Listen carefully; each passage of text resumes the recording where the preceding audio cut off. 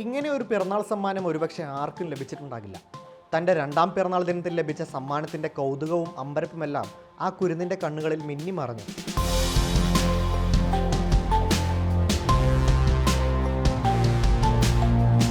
കാസർഗോഡ് രാജപുരം സ്വദേശികളായ ഗിരീഷിൻ്റെയും നീതുമോളുടെയും മകളായ പൂജ ആദ്യമായി ശബ്ദം കേട്ടു തുടങ്ങിയത് തൻ്റെ രണ്ടാം ജന്മദിനത്തിലാണ്. 2 വർഷം മുമ്പ് പിറന്ന കുഞ്ഞിന് ശ്രവണശേഷിയില്ലെന്നും അതിനാൽ കുട്ടി സംസാരിക്കുകയില്ലെന്നും അറിഞ്ഞ നാൾ മുതൽ തകർന്ന അവസ്ഥയിലായിരുന്നു കുടുംബം.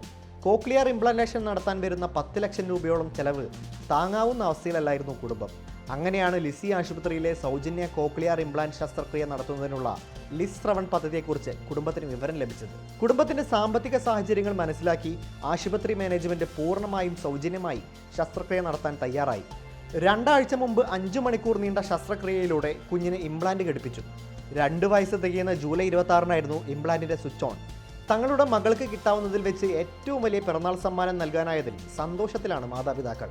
ലിസി ആശുപത്രി ഡയറക്ടർ ഫാദർ പോൾ കാരേഡന്റെ നേതൃത്വത്തിൽ കേക്ക് മുറിച്ച് മധുരം പങ്കുവെച്ച് കുഞ്ഞിന്റെ പിറന്നാൾ ആഘോഷിച്ചു. ഡോക്ടർമാരും ആശുപത്രി ജീവനക്കാരുമടക്കം നിരവധി പേർ ചടങ്ങിനെത്തിയിരുന്നു. പുത്തനുടുപ്പും സമ്മാനങ്ങളും നൽകിയാണ് കുഞ്ഞിനെ ആശുപത്രിയിൽ നിന്നും യാത്രയാക്കിയത്.